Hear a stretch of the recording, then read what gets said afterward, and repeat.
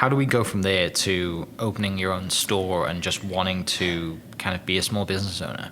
I don't know if I ever wanted to do that. Here we go.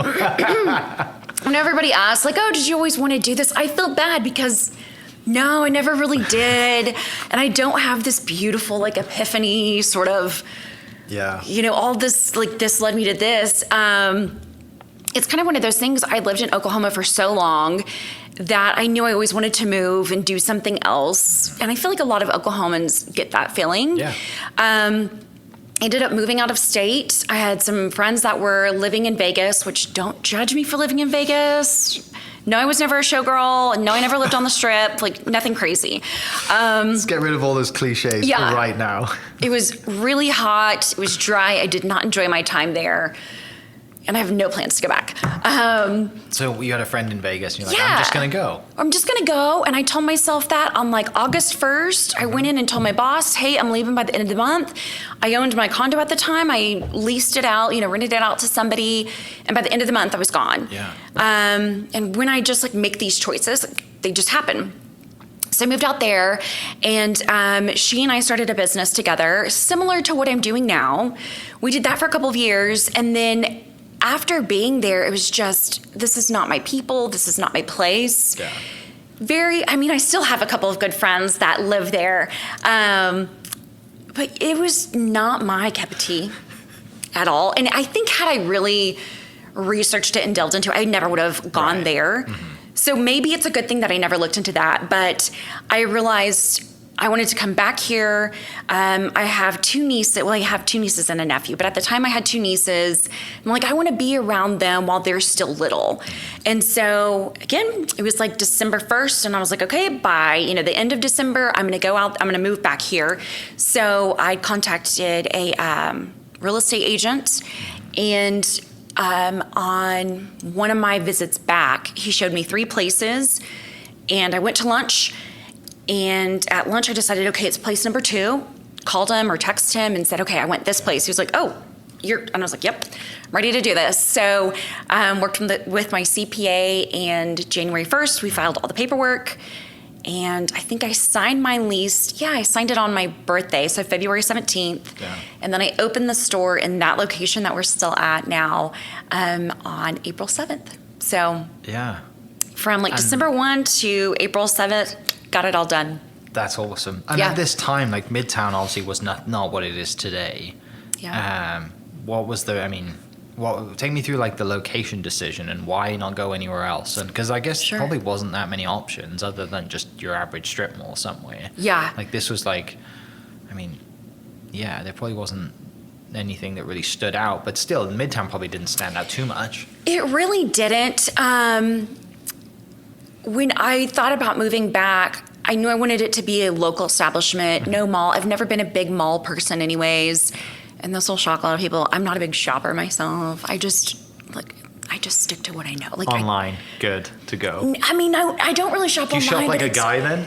I know what I need. I'm in straight in and out. Yeah, I go straight in and out. Yeah. Like the one pair of shoes I have on now, I've ruined the second pair identical to this that I had like for 14 years. Yeah. I went back and bought the same shoe. Like, I just stick to things. Why didn't you buy 3 pairs at once? I know. Right? I like classic pieces for me. Spending all of the time to go shopping. And I've never been the girl that's like, I go shopping to relieve stress, or it's never been a social thing for me. Mm-hmm. I dread it. I'm taller, so it's hard to find things that are long. Maybe if I had a ton of money, I would enjoy it. I don't know. Yeah. It's just never been my thing. But when looking to come back here, I did, ask something on Facebook of like, hey, where are the hot spots? Like, where are people building little bubbles, little districts? And it was so mixed at the time. Even 7.5 years ago, I guess, districts were not like they are now. We still had some of it, but they weren't so clearly defined. Like we know Midtown and Paseo and Plaza. Yeah. I've always loved downtown. I've lived downtown before, and so I think that's what kind of drew me to it. I wanted something that would also be close to travelers, to tourists, and also easy access to the highway. Mm-hmm. So you can be centrally located and still kind of serve a wider community with people being able to get to you easily. And something just drew me to Midtown. And once I have that vision. I just kind of go with it. So it was just kind of a gut instinct of, you should be in Midtown. Yeah.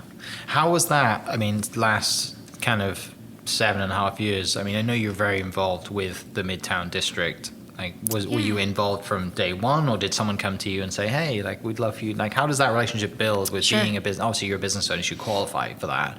But how does that kind of, because that's not creative, is it? It's like, you know, it's hey, this is our community now. I want to take care of it. You know, does someone come to you and invite you, or do you just go to them? I'm very much, when I see a problem, I got to go fix it. I'm an Enneagram 8. And so when I got into Midtown, you know, Chirps and Cheers was there, Trade was there, Bailey, my neighbor, the dentist, was there.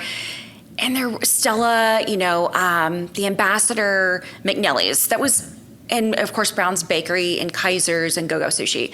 There wasn't really anything else. Yeah. Kaiser's never open. It's not, I don't know what's going on. People ask me, I'm like, I don't know. Every time really I drive cute. by, it's never open. Are they open? It's one of Midtown's mysteries. It's a very big mystery. I used to keep up with it, and now there's too many other things going on. Yeah. So there wasn't a lot when you moved in then? There wasn't. Yeah. And on one hand, that's good because there's a lot of opportunity to get in first and for growth. On the other hand, that's so scary because you're risking, what if this area doesn't grow? Right. But when I got in there, I just saw that there wasn't a lot of unity. People didn't really know what was going on, and business owners weren't really connected to each other. And so Susan Kropp, who owned Chirps and Cheers at the time, we became great friends, and we decided, okay, we need to kind of get people together. So we also decided we need an event. You know, like Paseo has their monthly events. Plaza does awesome with all of their events. Midtown didn't really have anything.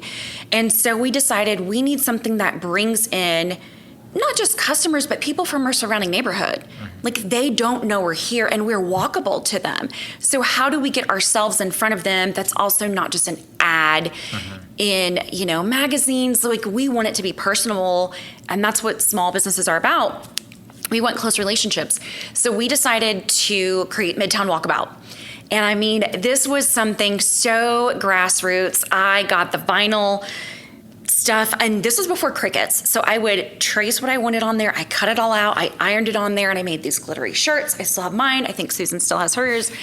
We made flyers. Downtown OKC started to get involved. They're like, wait, what are you doing? So I was telling them about it. They were helping us get the event set up. And I mean, I went door to door to every business. Hey, this is what we want you to do. I went to all of our news stations. I reached out to Joey and Heather in the morning. I'm friends with those guys. I mean, I went everywhere that we could, and put flyers up everywhere just to bring people in. And the event is not about sales. It's just about a good old-fashioned neighborhood block party. And to date, it's still one of our best events in Midtown. And that's what brings in community and connection. Yeah. And so I still do everything like that. Anytime somebody is new into Midtown, they're like, go see Rachael. She'll get you connected. So it's like, oh, we need you to join this private Facebook group for business owners. Join ISA. You know, this is how we get you connected. Here's my phone number if you need anything. Yeah. I try to always post about new businesses moving in, because that also creates community and it brings people together. And that's always been one thing for me. As other women's clothing stores and boutiques started to move in, people be like, oh my gosh, this is happening. I'm like, no, this is great. It's community over competition. And we really do view each other as friends. Like, these are my fellow business owner family.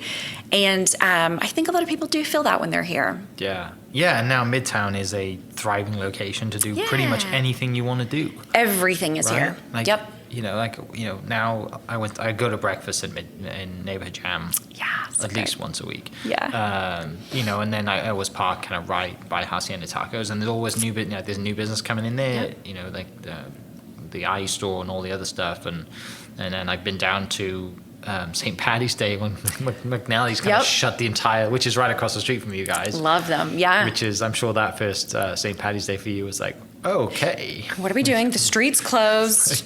But they do such an awesome job. Oh, it's amazing. Yeah, And even just having McNally's there, they're such awesome neighbors. People have asked me about that. Like, does it hurt your business? I'm like, no, they care about how this affects neighboring businesses.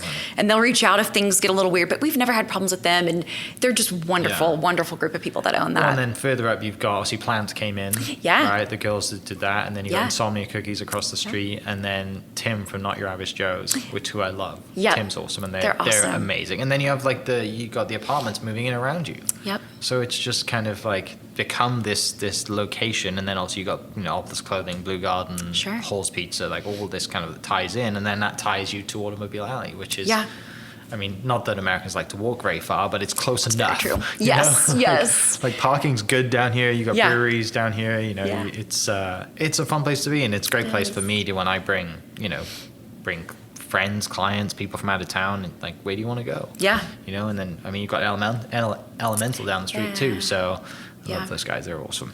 There's so much diversity in so Midtown. much. And I think that's why it's kind of, I mean, not to be biased, but it is my favorite district because you've got service industry. Like, I mean, we've got Bailey, who's a great dentist. We've got Midtown Optical. We've got so many different things to where if you're living right here, you really can walk, you don't have to do a lot of driving to get places. Right. And that's a beautiful thing. It's safe, it's clean, it's friendly, it's all that great stuff.